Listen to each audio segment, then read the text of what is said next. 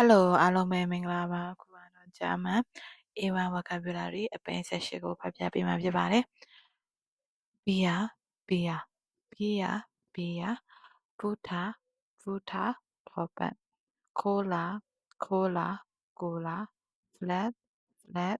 အသား Gemuse Gemuse ဟင်းသီးဟင်းရွက် Cafe Cafe Coffee Kese Kese Cheese Make Make နွားနို့ Wasa Wasa ရေ Op Op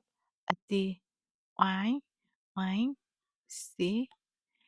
Rice Rice ဆန်စားနဲ့ cream စားနဲ့ cream Sub Sub စားရှင်းခန်းရှင်းခန်းအသားပြားတီး